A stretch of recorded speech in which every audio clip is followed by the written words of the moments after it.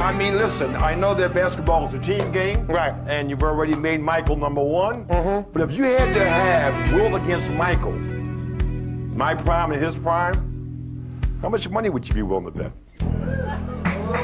Wow. We're at the NBA's all-time team celebration, Cleveland, 1997. And over in the corner is Wilt and Michael Jordan.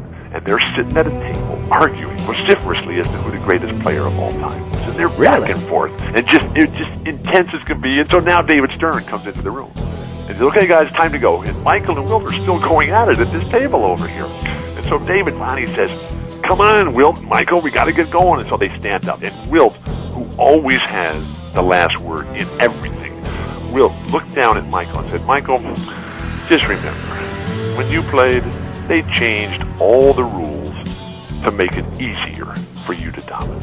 When I played, they changed all the rules to make it harder for me. And there was no retort, no comeback. Wilt Chamberlain, oh my gosh.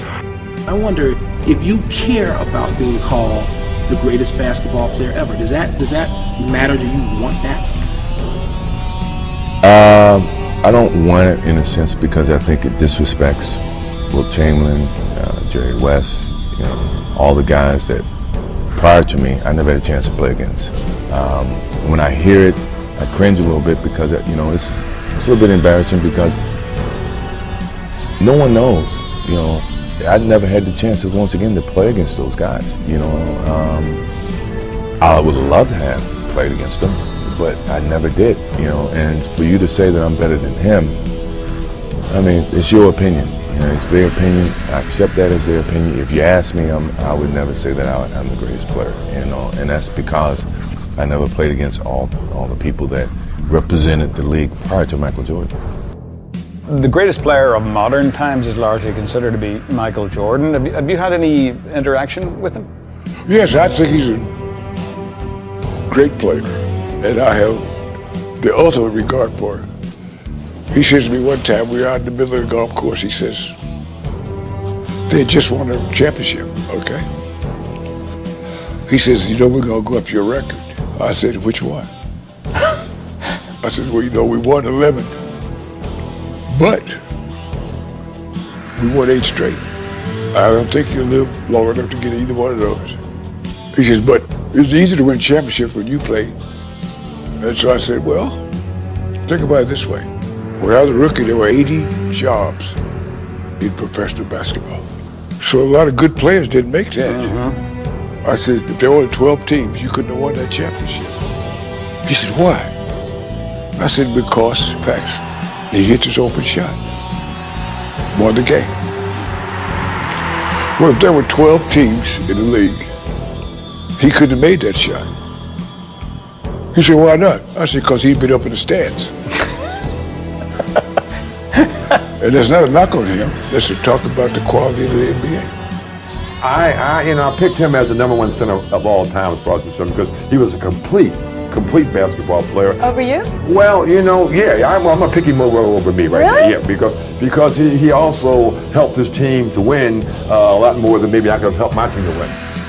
Sometimes the mere power of you makes you more individualistic. I have said this before, Wilt Chamberlain and the Boston Celtics might not have been the same. Because I would have taken away from Bob Cousy, from Tom Heinsohn, because I was a scorer too. And then all of a sudden now they had to pass the ball to me, and they would take something away from them. So, sometimes less is better. So that's how I view it. But I'm talking about the fact that the man could score. He averaged 17 points a game, which is only about 7 points less than Kareem Abdul-Jabbar. He was the supreme rebounder. He got the ball for his team, which made it happen. He's high in assists, and we all know how he played defense. You can't ask for any more for that position. So he's my choice. Who doesn't sit here and think, what if? I'm pretty sure Bill Russell's sitting there, what if he played in the era that we played in? And I'm no different than, what if I played in this era? I mean, financially you'd be different, but I think from a competitive standpoint, I think it would be a lot different. I mean, not that playing against Magic, Bird, Barkley, Ewing, all those years wasn't fun, I think. But I'm pretty sure those guys, along with myself, wish that we could have played against the Kobe Bryants of this era and Tim Duncans and obviously you know, we feel like we can compete. You, Michael Jordan, Wilt, you have to pick one person. Who do you pick? Well, you pick Bill Russell.